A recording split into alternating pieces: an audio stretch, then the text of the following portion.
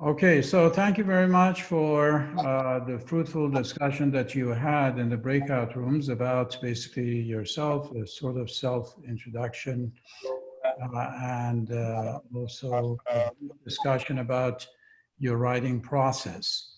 So it might be a good idea to begin with basically your writing process and what you talked about in your breakout room. So you may want to introduce yourself, even though once you speak, we will be able to see you and identify you or hear you.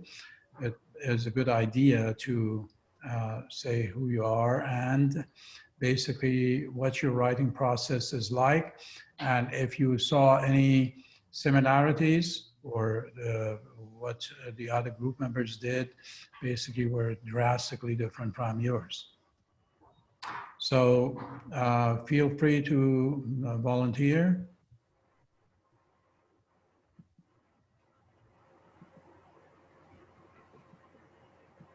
My name is Delilah. I am a business major, and my writing process is very slow, but it's also pretty quick. If I write down the ideas that I'm going to write about, like topic, I kind of read more into the topic so I can understand it better. And so that when I write, I'm not just writing what I just see, I understand it better. And that's my writing process. Thank you. Definitely comprehending the topic and internalizing in a way, it would be crucial to uh, a more balanced treatment of the topic because we tend to digress, and that is what the human mind is. We shy away from focus, which is very, very difficult. And writing, more than anything else, requires basically focus, which is not always easy to achieve. So, yeah, definitely reading the guidelines and the prompt carefully so that you have a clear understanding of the topic would help. Anyone else? Are you done? Oh,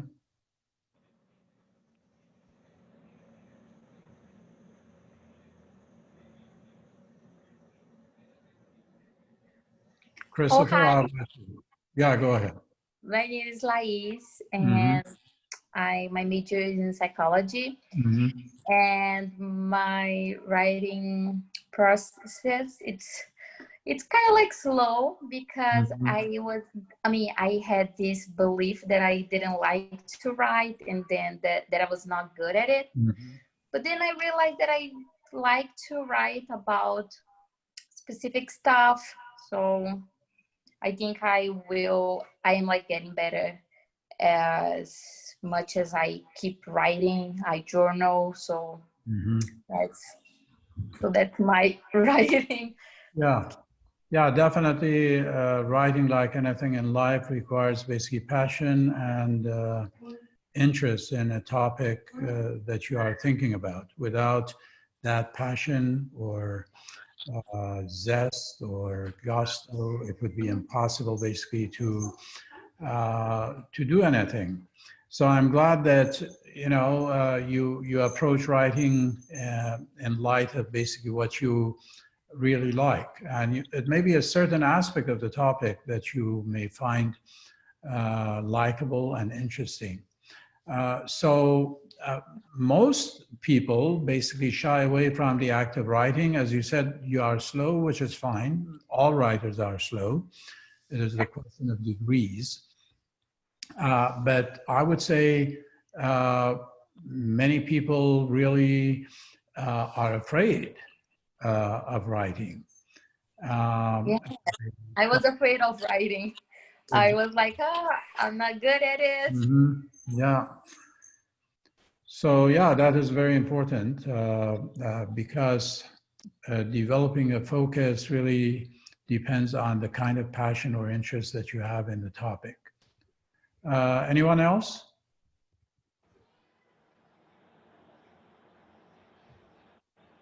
Come on, guys, earn your participation points. I don't know if you called on me. I did. Oh, well, sorry. I thought you were calling someone else. My name's Christopher. I'm majoring in psychology as well. Um, uh, I am a pretty slow writer, but I feel like when I start writing, I start picking up the pace, and I write best when I take breaks in between. Mhm. And when I get into it and I start connecting it to my own life, I feel like that's when I write best. Mhm. Yeah. Yeah, definitely, personal exploration of topics is something that some people really appreciate more than abstract, basically, notion or ideas or concepts that they may totally be uh, foreign to. Uh, so definitely, every writer has his or her own tricks of the trade. So probably taking break would give you more focus, and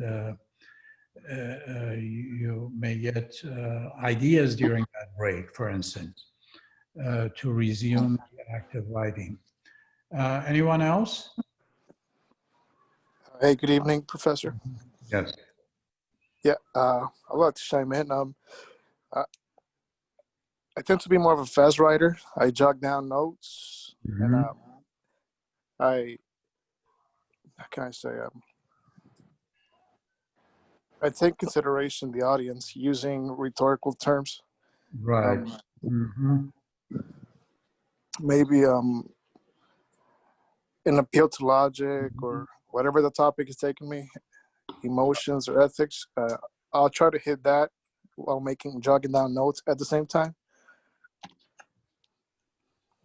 Yeah, definitely. You want to generate and invent ideas. You go through the discovery part of writing, and that is very crucial. One thing which I really liked is that you are sensitive to your audience. That any active writing is rhetorical, which means you have to talk about or think about the situation and for whom you are writing. So that is very crucial. Uh, uh, Obviously, the text or the type of text that you're going to write is crucially important. What kind of text are you writing?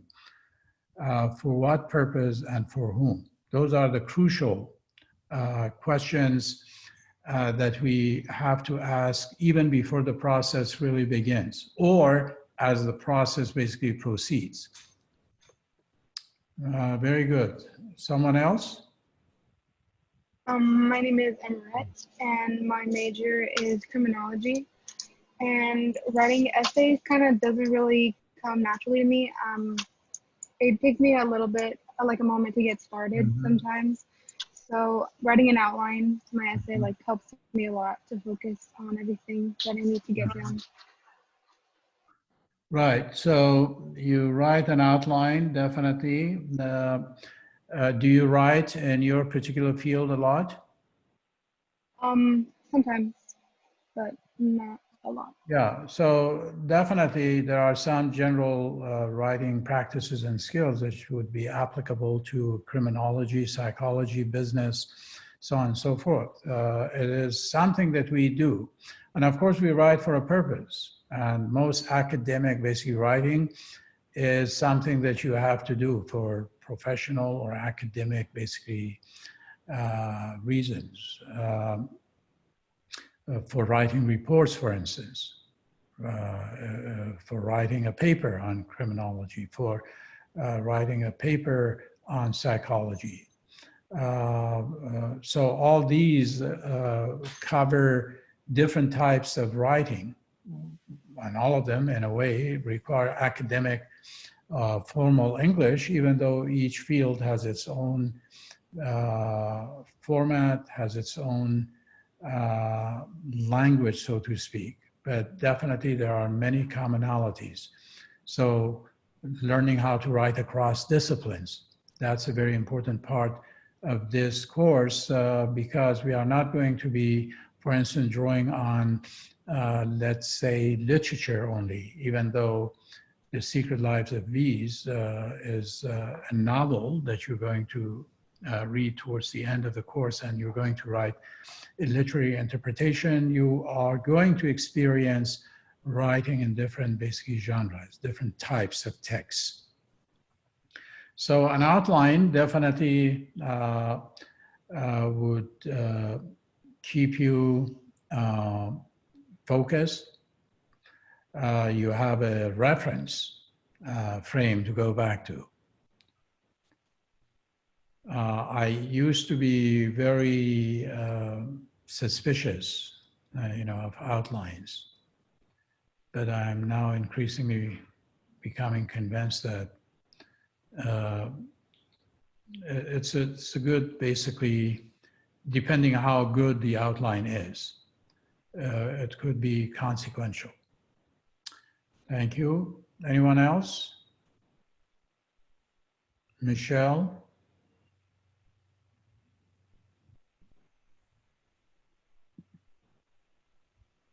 I don't mind sharing, Professor. Johnny, go ahead. I mean, like I said, in the break room where you separated us all, I mean, I'm more of a freelancer. I feel like I just, whatever comes to mind, I just type it down, and whatever, after I proofread it or whatever, or I have somebody else proofread it for me, that's when I'll switch something up. But usually for writing, I feel like I usually have more trouble with the introduction, because once I write down the introduction and I have something nice, I feel like it's easier for me to write. Yeah, definitely. Someone else was mentioning basically the beginning as being the most problematic area of writing. But I said, introduction or beginning never happens in the beginning, ironically, because it is something that you have to work out repeatedly. And your introduction maybe is written last, if you just have a general idea what it is going to be. So you begin with the ending, you begin with the middle, you begin somewhere. So that's why the process of writing is really recursive. Someone may begin with an outline, someone may begin with generating ideas, just general ideas, storming, brainstorming, and then narrow down the topic.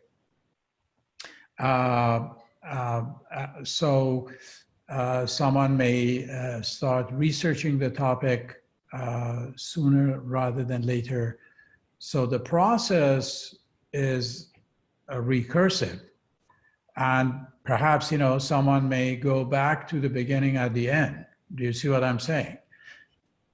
It is a recursive, process rather than being linear, beginning in one point and then effortlessly to go through basically all these stages smoothly. That never happens.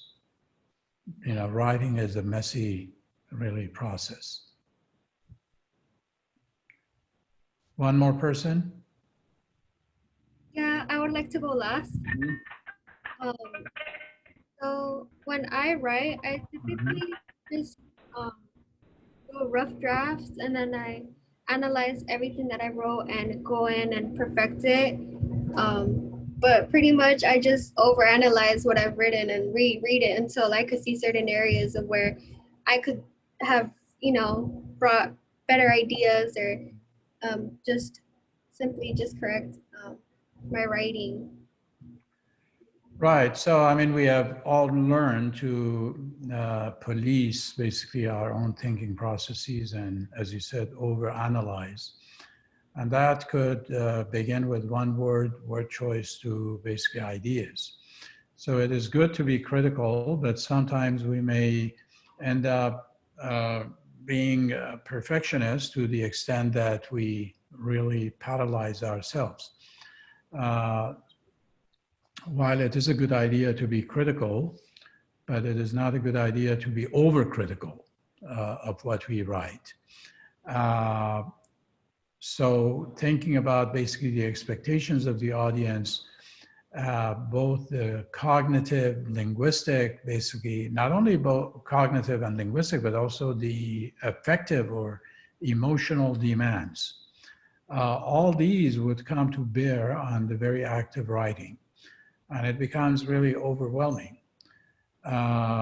So I would basically allow these things happen in drafting process.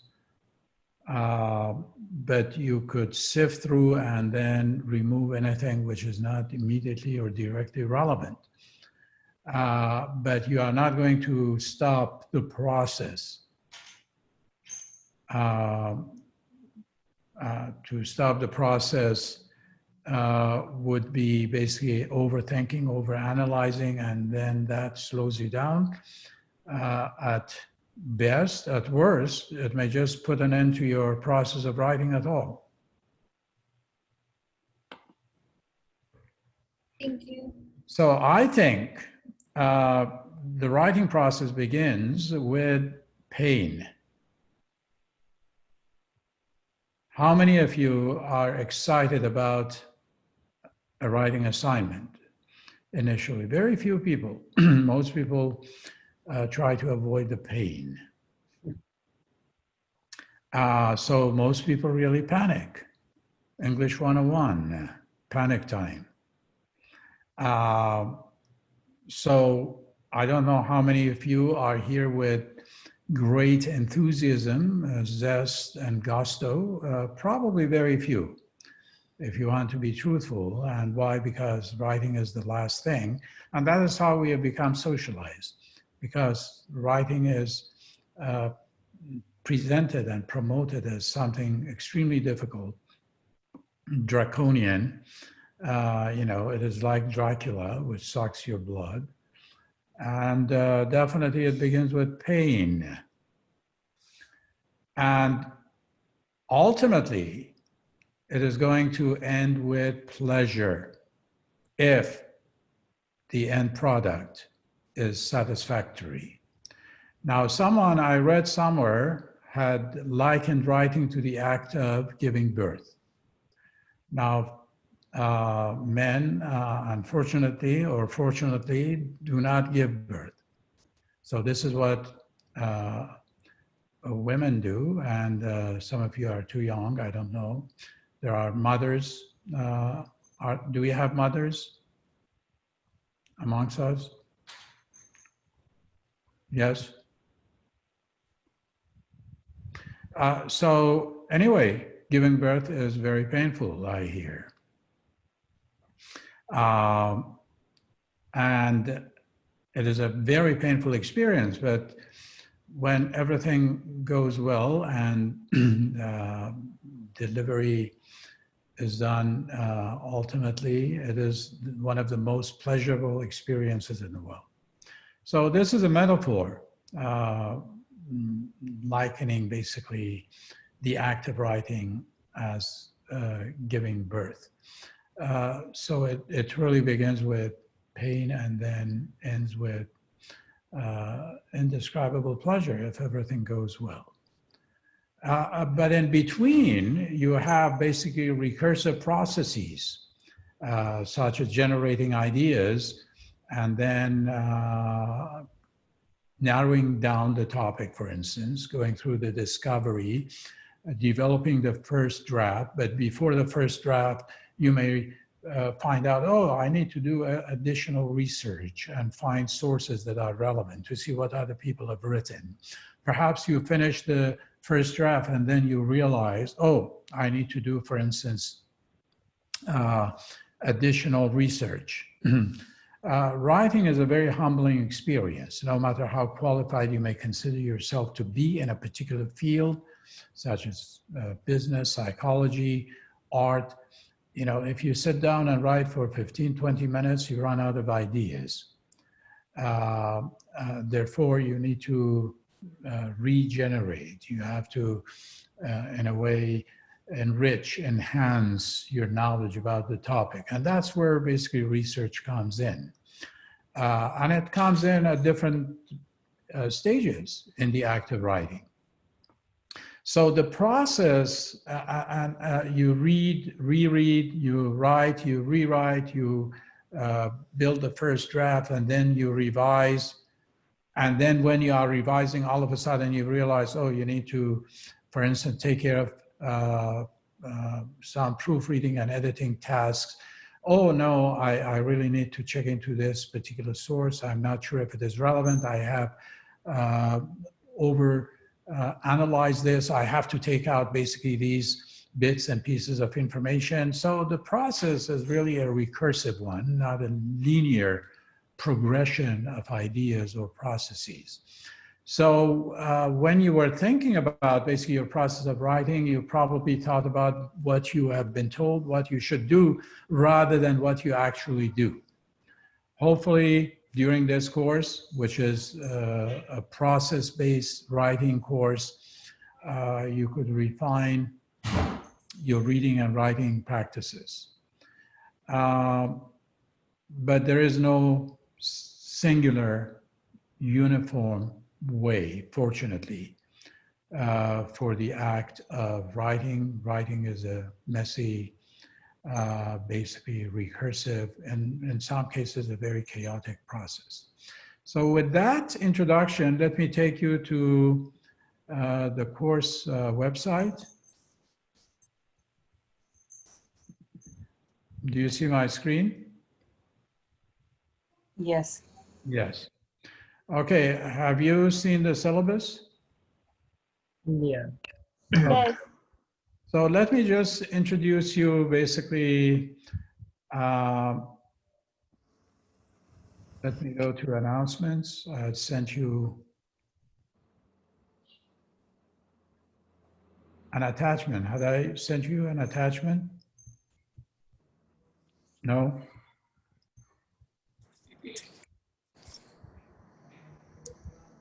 Yeah, welcome to English 101. If you go in here, you attach in here a file. Okay. Number 3. Number 3. Yeah. Welcome to English 101. It's number 4. Welcome to English 101. Okay. No, I was wondering if I had sent you basically an attachment.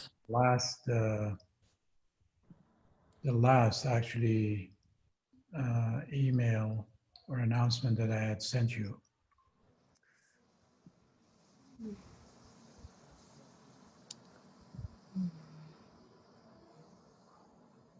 So at any rate, I'm going to show that attachment to you at some point. But so this course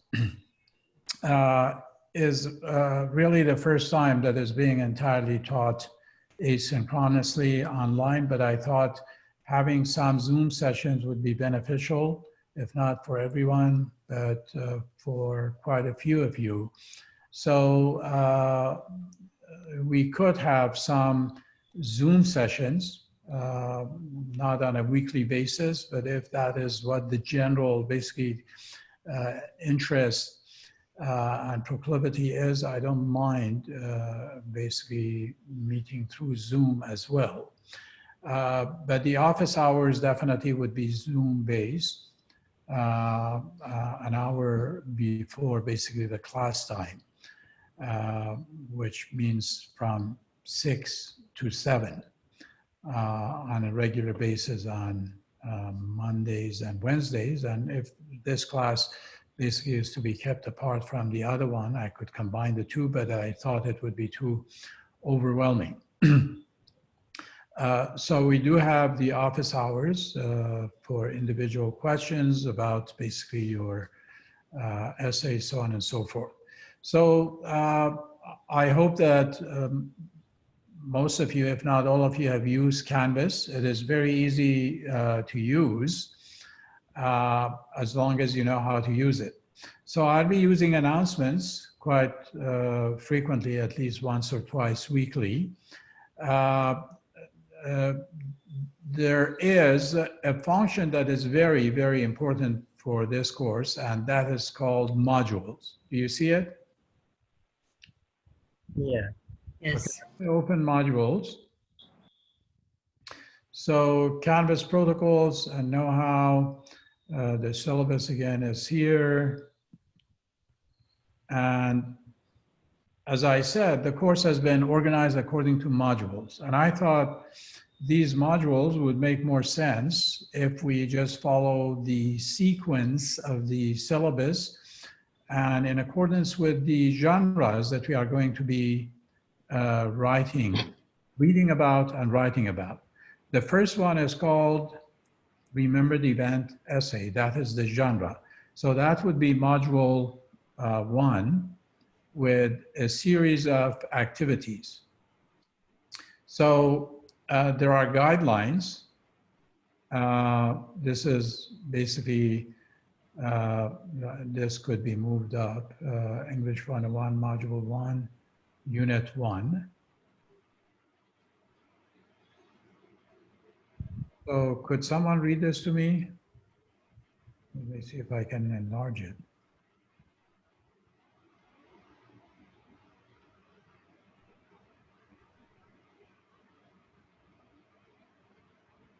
Is that large enough?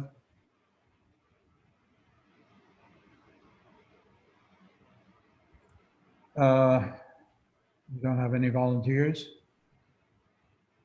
So remember, the event is really the foundational topic of this unit. Narratives have been a universal fascination for everyone, both in ancient and contemporary societies, both in oral and literate, that should be literate cultures of the past and present. Most people are interested in what a story is and how to tell a story effectively, dramatically, to capture the attention of the audience. Language is both the vehicle through which the story or a story is told and the point that is made. And that's why basically a story is important, despite different beliefs and features of a good story. In this module, we will focus on remembered event genre, a particular subgenre of autobiography in which you relate. I have to do a better proofreading and editing job.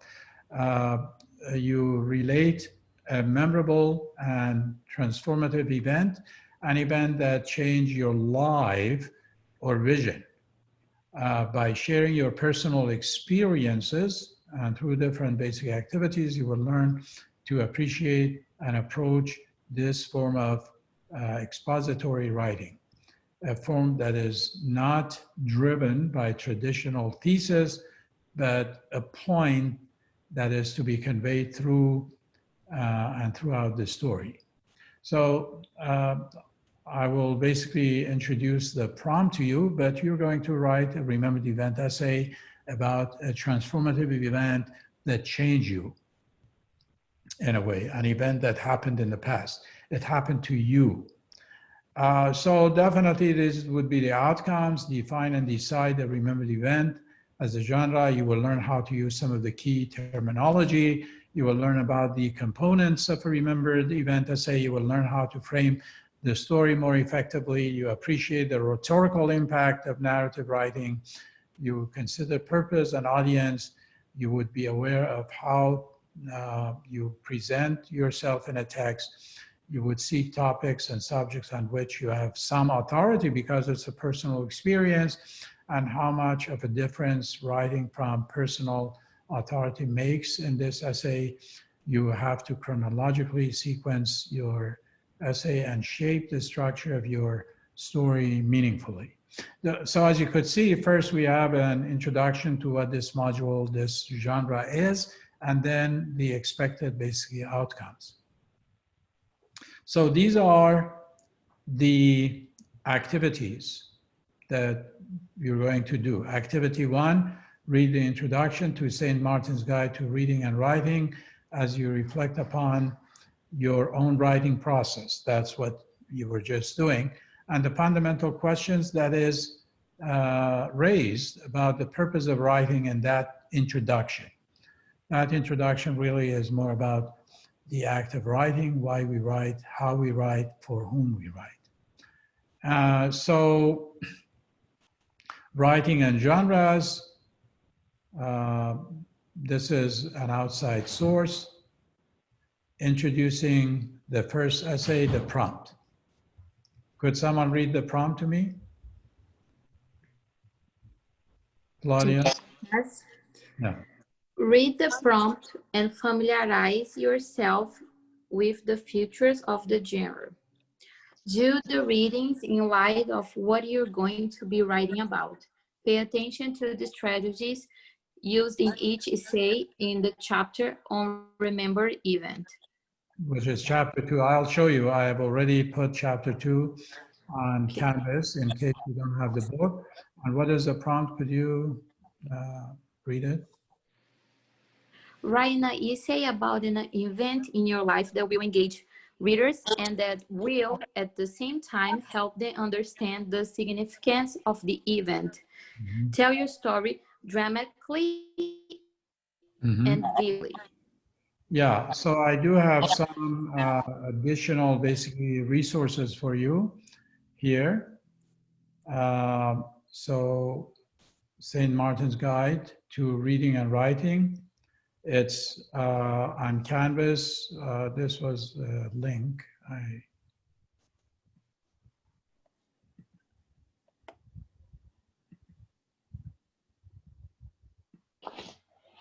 move this. So anyway, these are the stages of the writing process that as we were discussing. So it would be useful to review. There's not really universal agreement about the stages of the writing. But Purdue University is a website that I use because they do provide invaluable information. There are multiple sources, but this is really a reliable and a valid one. So for instance, this is a TED Talk about how to become a writer. You might be interested to check it out. So here we go. This goes into week 2, right? Read the sample student essay in Calling Home by Brandet to discover the requirements of the genre as you think about the topic of your own choice. And then read American Childhood by Annie Dillard. Answer the first set of questions under Analyze and Write. Compile your responses as notes 1 and notes 2. I'll show you where to post those. Read and answer the questions on Tupac and my thug life. So this is the writing assignment, more specifically, the prompt. Write an essay about an event that's repeated in your life that will engage readers, that will at the same time help them understand the significance of the event. Tell your story dramatically and vividly. So process, review the drafting points about the genre. You do have guidelines.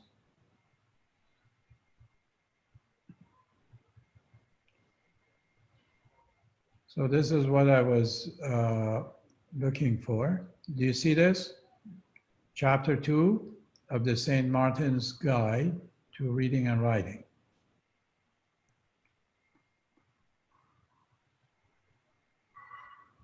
So this is the chapter 2, half of which you have to read by next time. And so it is important that you learn how the book has been organized. For instance, telling a story. And I had asked you,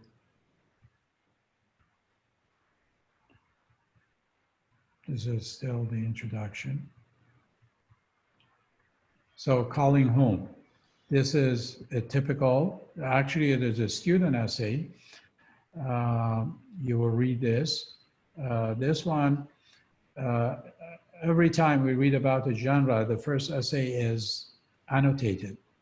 So it gives you the features. And if you have the actual book, these would be in color. So that everything is color coded, the features, the organization, the style.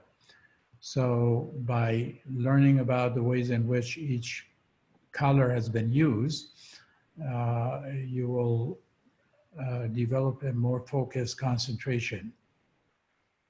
So as you could see, this goes on. This is an American Childhood that you're supposed to read for next time. And An American Childhood, the second essay is typically followed by questions. What does that say? Analyze and write. Do you see that? So you need a reading log, in this case, an e-journal. And every essay that you have in the book, you answer the first basically 2 questions. And usually it is just 2 questions. Now, this is followed by a second analyze and write. That's the second one. And a third one. Did I pass the third one? Yes. Do you see it? Do you see it? Yes, yes. So to make everything straightforward, there are 3 or 4 essays in every chapter. You would pick one of those questions from set 2 or set 3 and write a journal entry. And you pick one of the 3 essays in every chapter, 3 or 4, and you summarize it. And you answer in a reading log folder that you create for yourself, and you have to submit it by midterm. The first 2 questions following each reading, except for the first one. The first one is always a sample, so there are no questions for you to answer. So if I move on, here is Tupac and My Non-Thug Life by Desmond Harris. You see it? Yes. Okay, so you read it, you come to the end. The first, analyze and write. What do you have to do? Answer those questions. Answer the 2 questions in an E folder called what? Journal entry? No. Reading log. Reading log. Okay, then you come to the second and the third, analyze and write. What do? You pick one topic, one of those topics, just one of these, and you write a journal entry. You will do 1 journal entry per chapter. So you don't have to do this for every essay. You do it for the essay of your choice. Is that clear? And Yeah. you summarize one of the essays, not all the essays. So let's say you have 3 or 4 essays, you only pick one to summarize. In every chapter?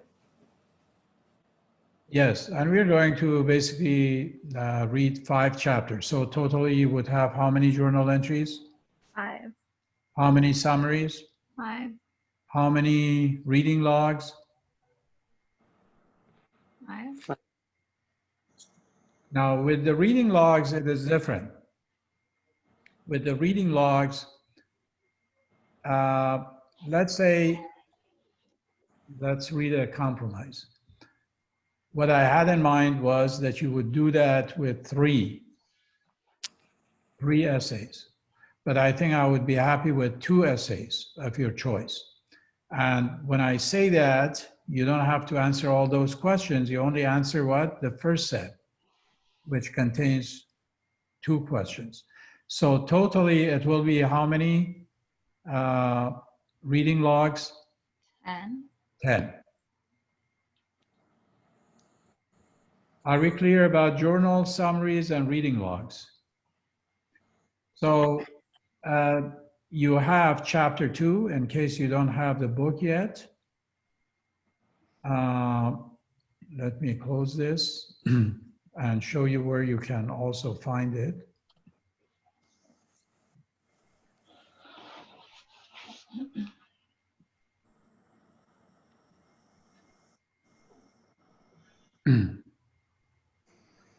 Okay, there is files. Do you see it? Yes. Okay, if you click on files,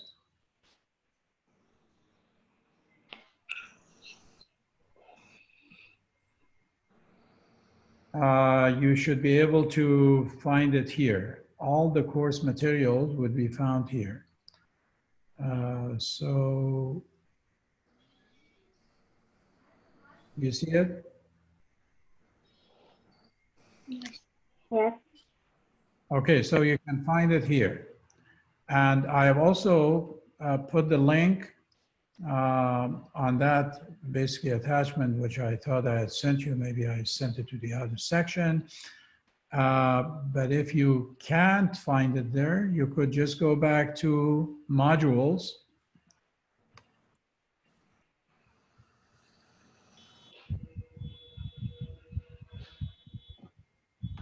You see it?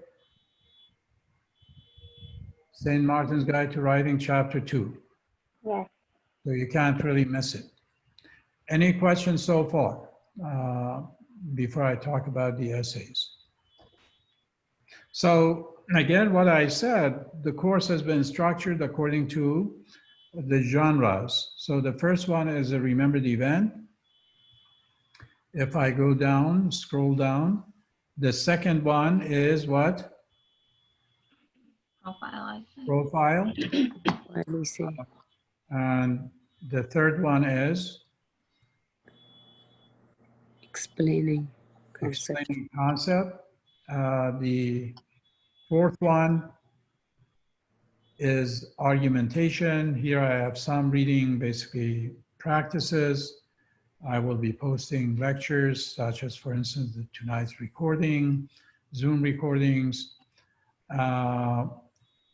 Do we need a book? The Secret Lives of Bees. Obviously, you need the book. You know, I cannot give you the book. I cannot scan all the chapters of the book unless you want a lawsuit against me. But if you have an older version of the book,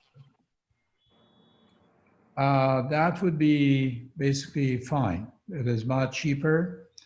And you could use, let me open the syllabus so that you see the textbooks. I think it's 2. Actually, it is 3. Mm. So you have the concise St. Martin's Guide to Writing. The bookstore probably has ordered the 8th edition, which is red. But if you have an older version, you can find a used one, which is the 7th edition, that would be fine. Let me see if I can find it so that you could see the difference.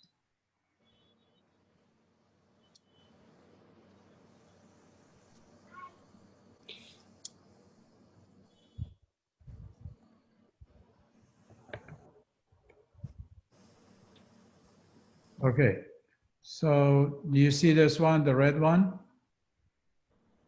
Yes. This is the new version of the book. Probably it is more expensive too. But what I really want to 7th edition. Let's see if we can find it. This is it. This is the 7th edition. Do you see it? Yes. So what I see is $5.49. That's good price. But you see the price here? Yes.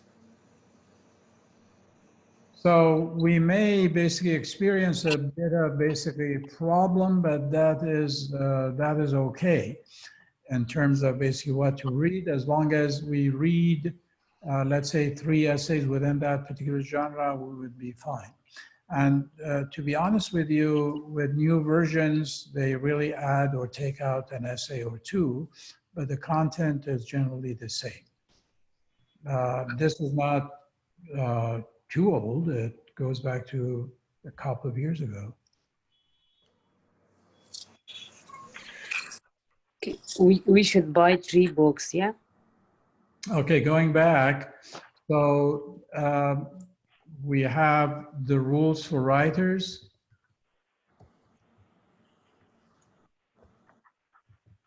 That's by Hackett.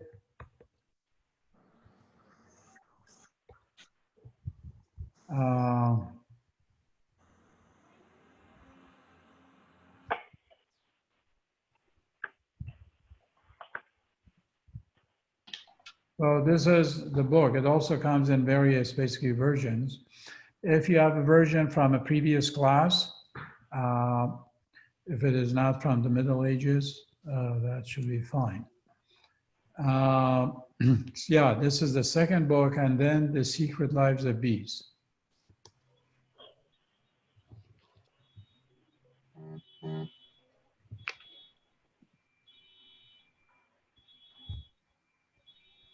This is basically the book,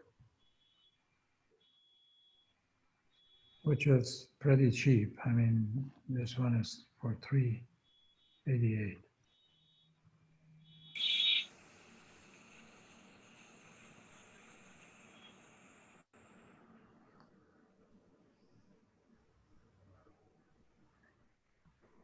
So the first basically chapter of Hackett's The Rules for Writers also deals with the writing process. You may be able to find it online too.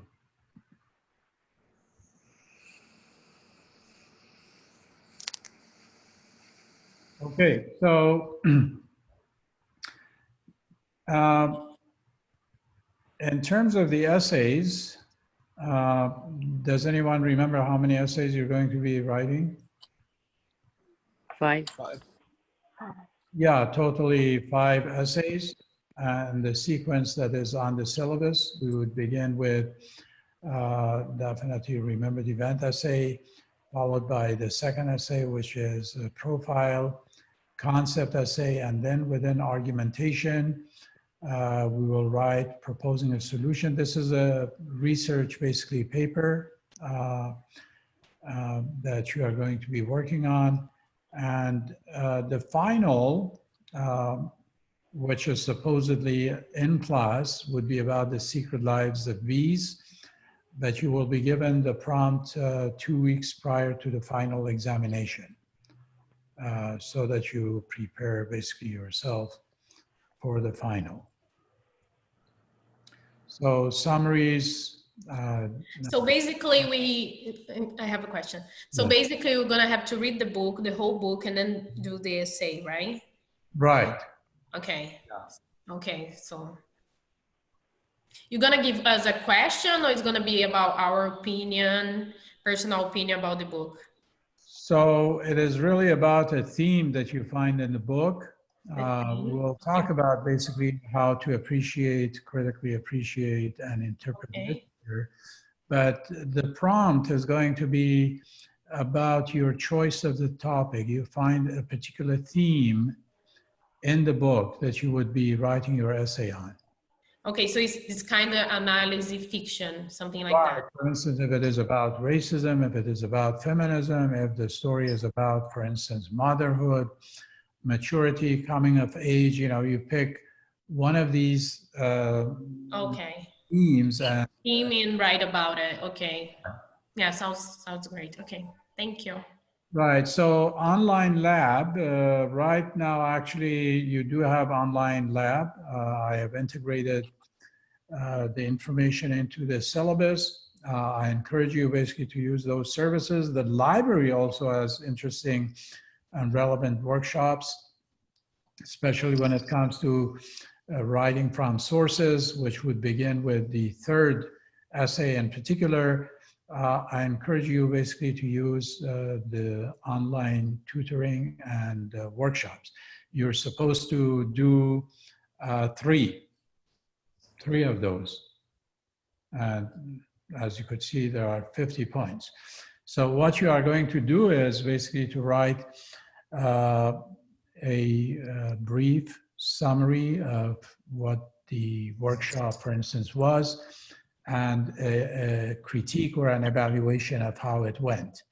Now, every time you do go, obviously they do have an electronic form. In the past, they would just sign the form for you, but now they do it electronically as well.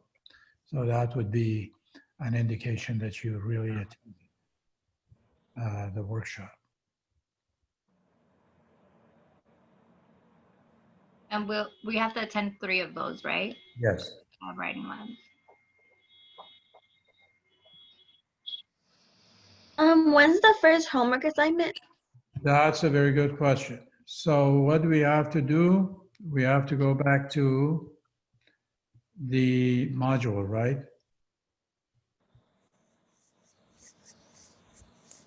So as you could see, we are going to be using announcements, assignments. So remember the event essay first draft. This is where you're going to post it. You see that? Yes. Right. Now, we could use discussion as well, but definitely discussion would be open to everyone. We still have to figure out how we're going to do the peer review. If we want to do the peer review, actually you have to post your essay on the discussion board as well. Now, we are trying to build a community of practice. It means we have common goals, aspirations. Therefore, the ultimate purpose is to improve basically our reading and writing practices. In a way, we are going to be involved and engaged in multiple basically domains, interrelated activities throughout the course. One of which is really the collaborative work that we are going to do together, because writing is a collaborative work rather than being a solitary, experience. So I recommend basically posting your essays online. We have nothing personal, so we attempt to critique the work rather than criticize the author. It is important basically to build that sense of rapport and trust and confidence and cordiality and civility in one another. The ultimate purpose is really to uplift, rather than to marginalize or humiliate basically someone. So there would be peer reviews, and the peer reviews primarily, if you haven't done peer reviews, or if you have done peer reviews, they might have been different. Let me go back to the modules.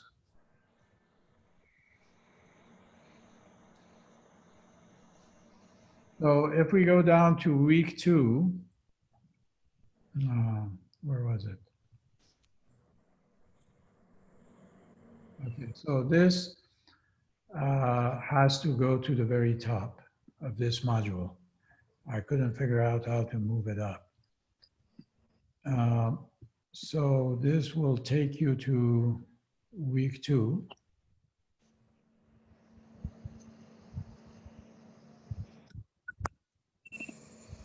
So it tells you basically what you are supposed to do when it comes to reading An American Childhood, read and answer the questions to Tupac, My Non-Thug Life, and answer the first set of questions in Analyze and Write. But again, you decide. If you want to pick a different essay, remember, I asked you to do 2 essays. It's your choice. Then we go down, the writing assignment. Pick one of the essays in the chapter to summarize according to, obviously that is now essay 1. So I'm hoping that you would be able to do the first draft by Sunday. of next week.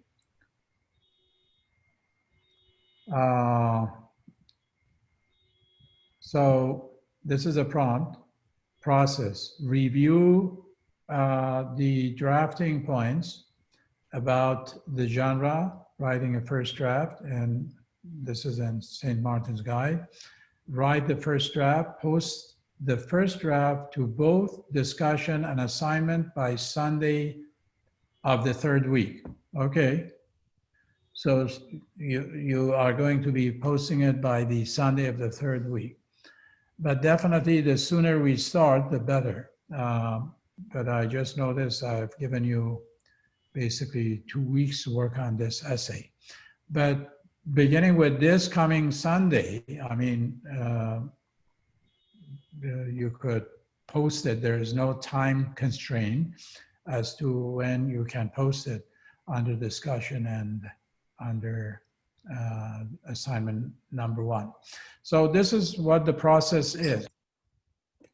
You will get a critical reading based on the critical writing reading guidelines, and you would review not only your peers' comments, but also my comments, and that would become the basis for your second revision.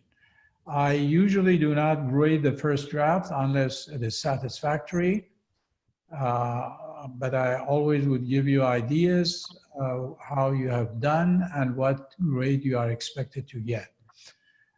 So the ultimate purpose is to use my feedback, your peers' feedback, and your own rereading of the text for a second revision. Naturally, we don't want to go beyond the second draft or the revised draft. To do it 3 times would be a bit a stretch. So where would you find the peer review form?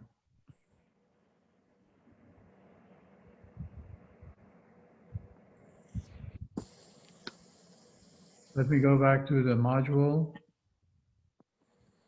to show you. I think it is page 44, if I'm not mistaken.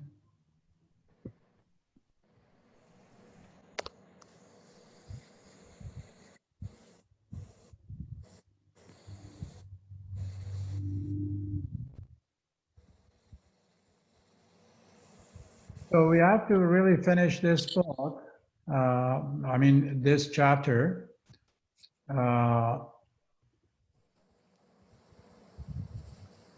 Certain sections will be read more closely than other sections, but this is the concise version of the book. I'm glad you don't have the comprehensive one.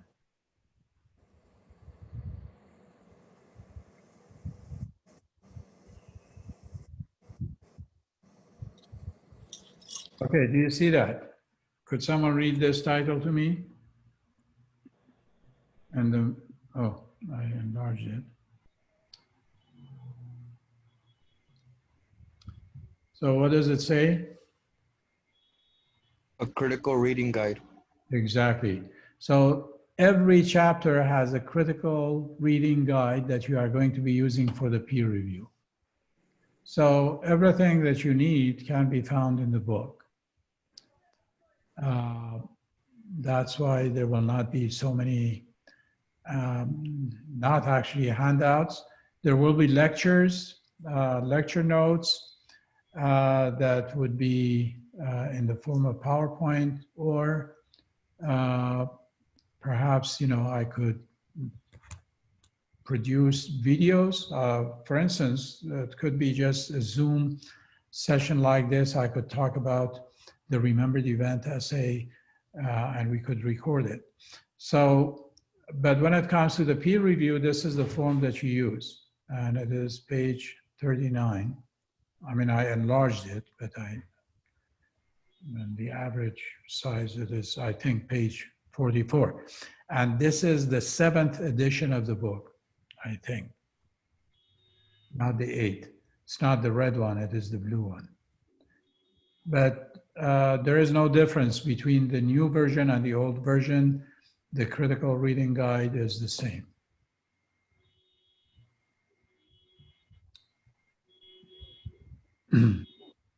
So for next time, definitely if you go back to module, it tells you basically what to do in terms of activities that you're supposed to do. And it is basically reading Calling Home by Jean Brandet, An American Childhood. That is an interesting essay by the famous Californian author, Dillard. And so you have those two essays to read. If you have time, you can move on and read My Non-Thought Life by Desmond Harris. So you have 3 overall remember the event essays. So as you read these essays, think about the topic, think about the prompt, pick a topic of your choice that you're going to be writing about. So do you have any questions? I want to change the focus to remember the event essay. Yes, Professor. It's about an event that happened in our life, or it's about the book? Your own life is the book. It is about your own personal life, something that happened to you in the past, recent or remote. Okay. And it's in this Sunday or next Sunday? As I said, you know, according to the syllabus, I've given you 2 weeks in a way. So it is required by not this Sunday, but the following one. So all the assignments for convenience and so that there is uniformity could be turned in by the Sunday of the week. But again, for the journals, as long as you turn in 5 by midterm, but I encourage you, you know, for instance, every other week you can turn in 1. The same thing applies to summaries rather than letting the material accumulate. So all that would go into the assignment section. Any other questions?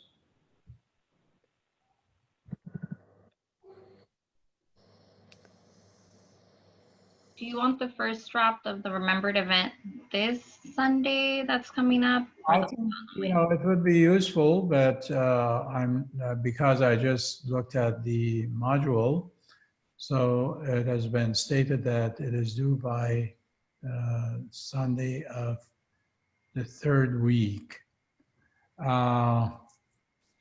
But you could definitely post it this week. It will give us more time. And it is the first draft. It is not going to be graded anyway.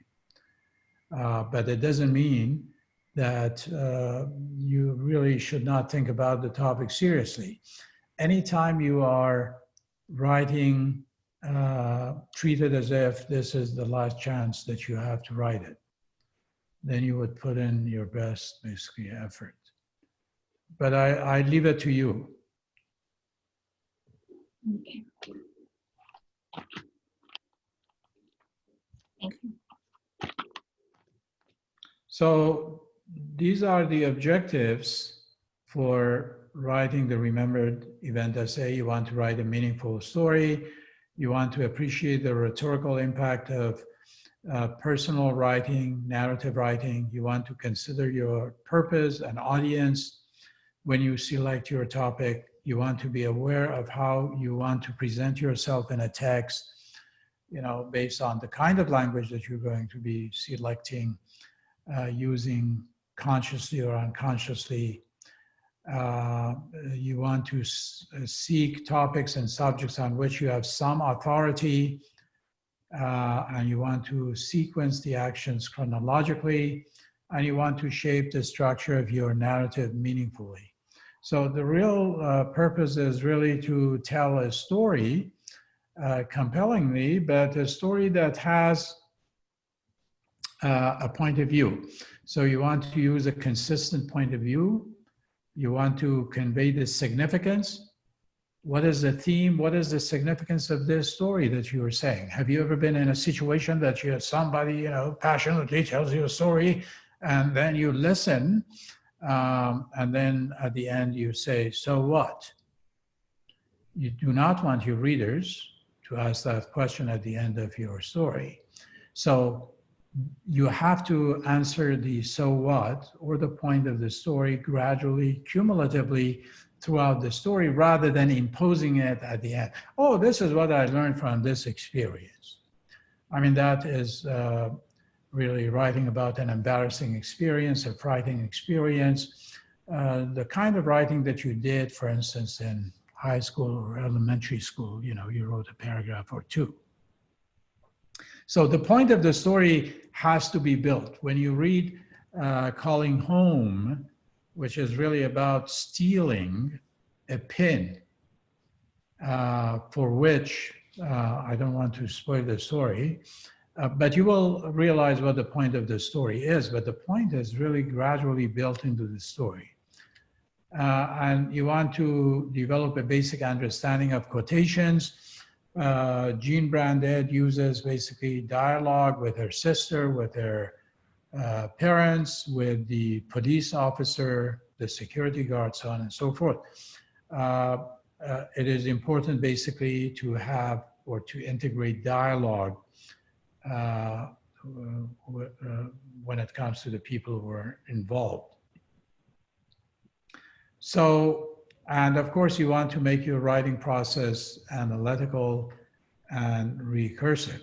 So those are the primary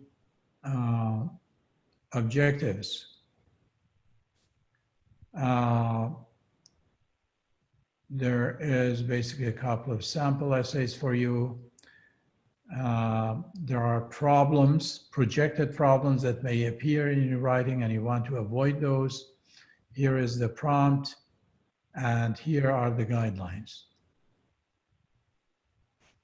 Obviously, the most elaborate guidelines can be found in the book.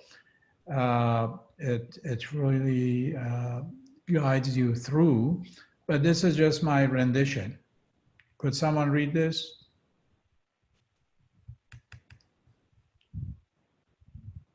To me, if you are awake.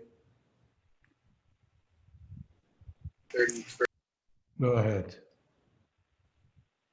Jot down. Should I? Jot down a list of important events, about 8 to 10, that stand out in your memory.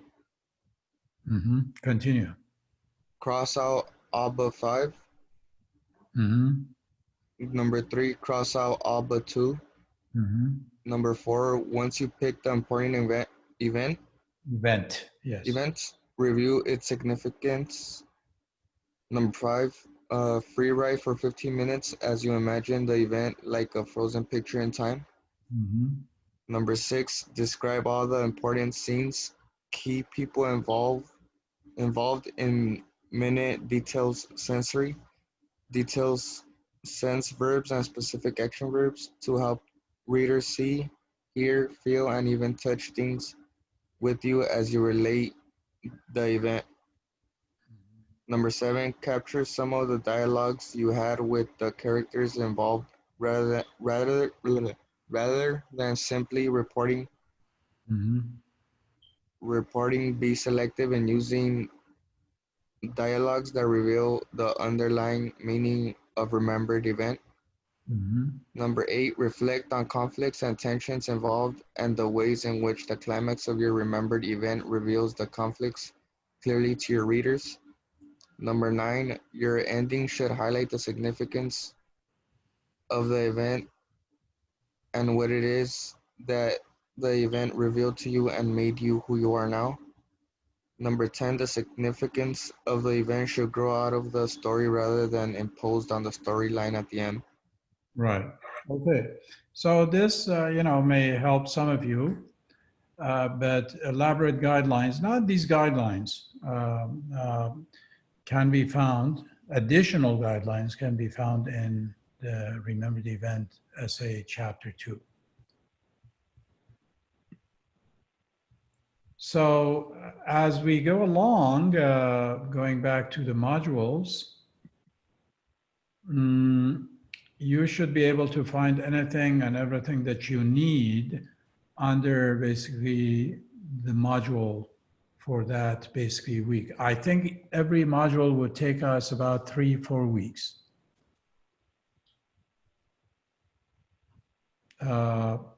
Ideally, I think if you want to have enough time, 3 weeks for each module to have time for the research paper as well, which will be introduced before the midterm.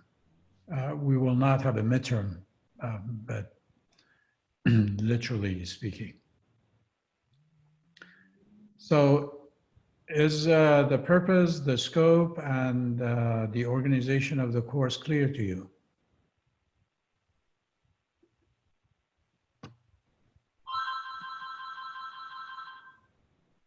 Yes, yeah, definitely. It's all for us over there, yeah, on the Canvas, so you can assess anytime you will want.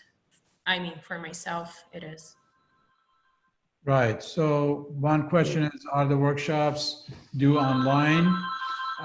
Yes. There should be an assignment under called online lab. If not, that would be created.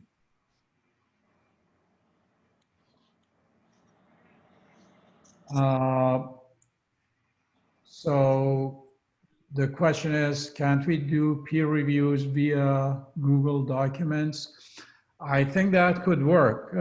You know, there's a question of privacy, and some individuals may have reservations who's going to read their essay. So I have no problem with using Google Documents.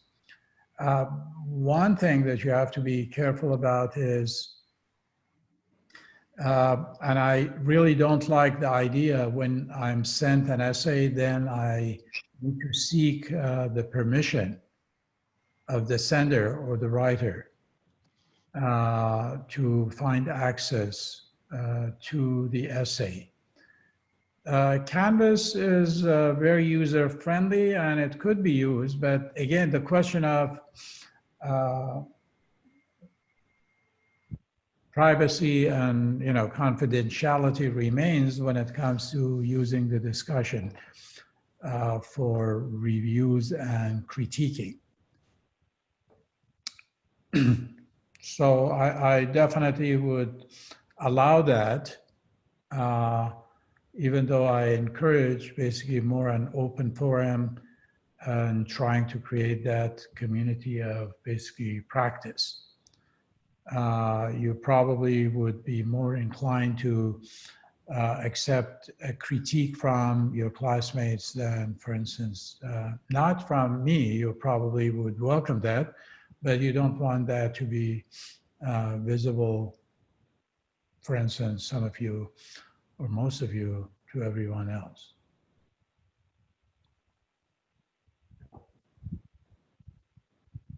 So someone cannot hear my voice. Is that true? It's too late.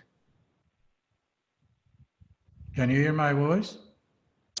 It was me, but I leave the meeting and I come back.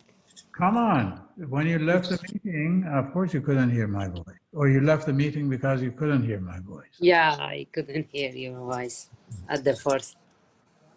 That was a clever move, because I read your comment somewhat belatedly. So we have about 10-15 minutes. If you have any questions for me, please go ahead. One thing that was in my mind, you said we're gonna post our lecture for all of our friends. Mm-hmm. Even the one you like, it's personal history or no? It's all of, it's gonna be like post online for everybody? That's basically the purpose of the workshop. Another possibility, I Oh, don't it's just the workshop, right? It's not all the lectures, all the assignments you have to upload on, like, assignments. yeah. Yeah. Oh, okay, it's just that. Okay, But if all of our peers are, it's posted under discussions, right? For Right. our peer review? Yeah, exactly. So, we could have a number of workshops once, the essays are written. And within those workshops, obviously, you're encouraged to read, for instance, your essay. Everyone is encouraged to, that's how this class was conducted in the past, to contribute to the improvement of the draft. So I would suggest, for every essay, we could have one Zoom meeting. So the Zoom meeting could be held, for instance, on the third week of classes, or when basically the essay is revised. We are dealing with the second draft, or it could be just the first draft. What do you suggest?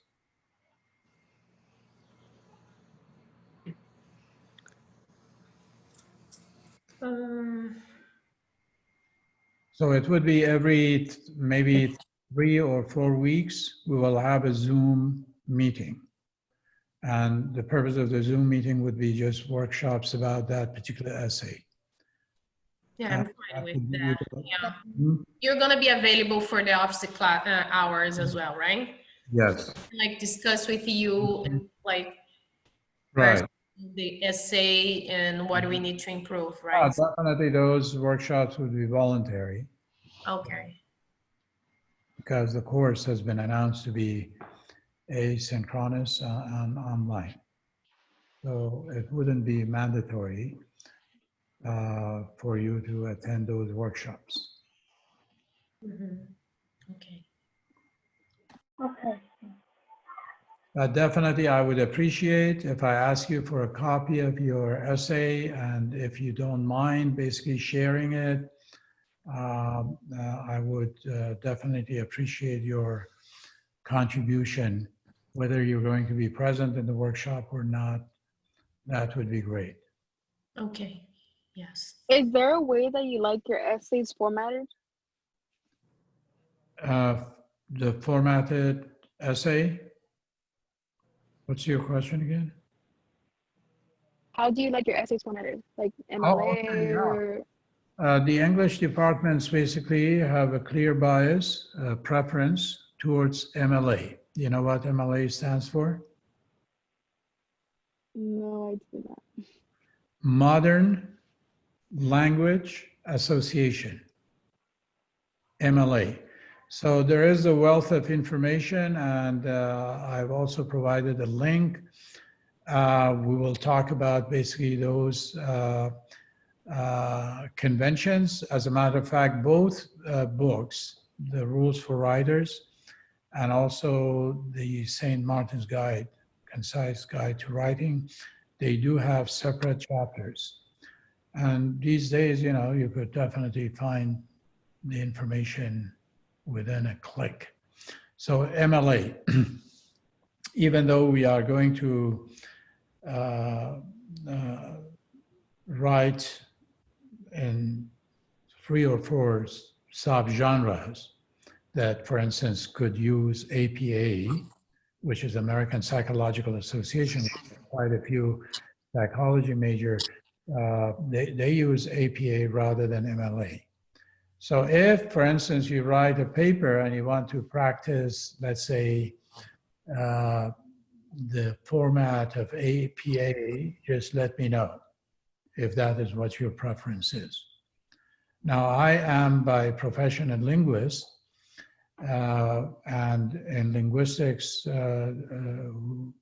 they use APA. What does APA stand for? It does not stand for a pain, APA, American Psychological Association.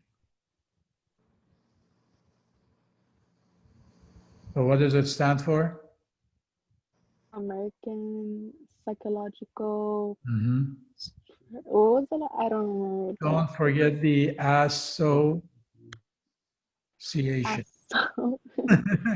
Association. Right. Okay. I also have a question regarding the rules for writers. What edition is it? The latest edition, but if you have an older editions, definitely you could still use it. I'm going to be recommending, for instance, certain chapters in that book to be read.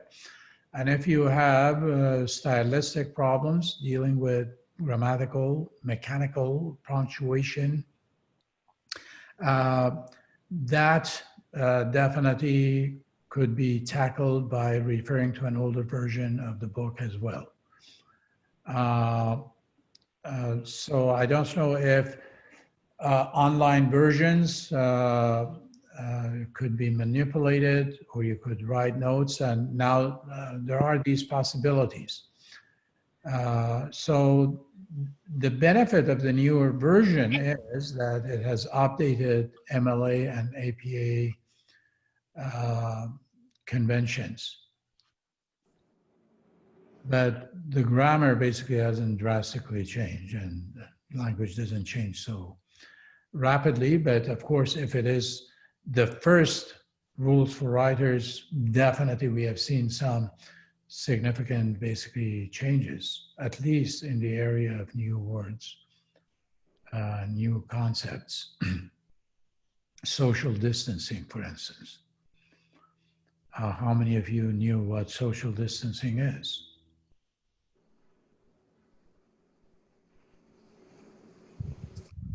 Social distancing? Yeah. That's what we are living.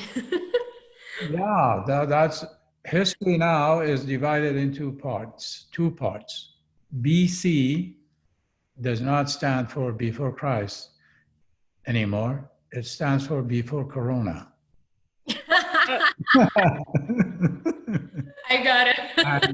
And then you have AC, which stands for what? AC, it's before Christ, right? No, AC. AC. After Corona? After Corona. After Corona? And hopefully that day will come. Yes, got it. Oh, looking forward. After Corona. Oh my gosh, yes. What a situation, huh? Yeah. Yeah. So anyway, it's really physical distancing rather than social distancing. Yeah, you're right. Okay, so if there are no questions, I'm going to end this session, and I will be looking forward to reading your first essays. And, so the office hours would be open from next week, next Wednesday. If you have any questions, I will send out an email with a Zoom link for the office hours. Have I not created that? I thought I had, but I'll check. It's basically Mondays and Wednesdays from 7 to 9, right? Yes. Does that work for you? Yes, I didn't attend the one on Monday, but Okay. I'm doing Monday. Right, so that's why I sent, basically, I had really a very low attendance in the Monday class. I had what, about 13, 14 students. But tonight, in terms of attendance, it was much better. Okay, everyone, take care. And it was great meeting you. Thank you. Thank you. Thank you. Good time. Thank you. Have a good night. Bye. Bye. Bye. Good Buenas night. noches. Bye. Well, I need to talk to you about the Uh-huh. class. Yeah, so Go ahead. are you gonna email me The the number. code?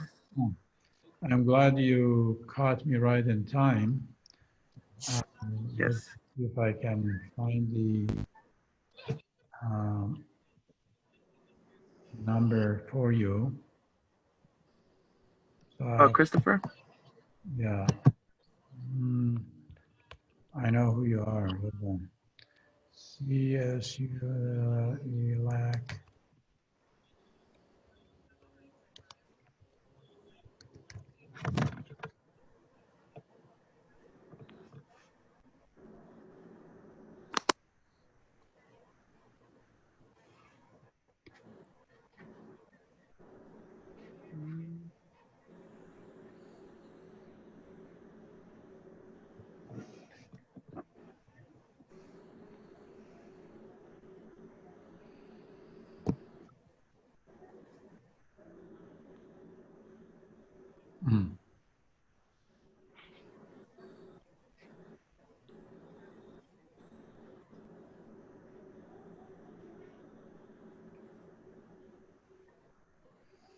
So could you just shoot me an email, Christopher, right now? Because I'm trying to go to the faculty center. It takes me back to Canvas. Let me try one more time.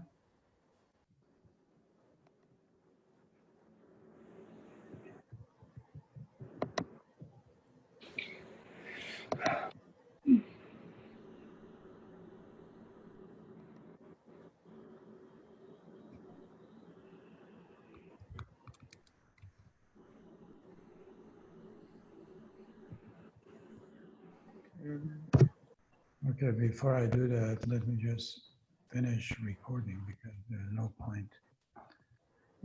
Professor, I have a question too. Hold on. Okay.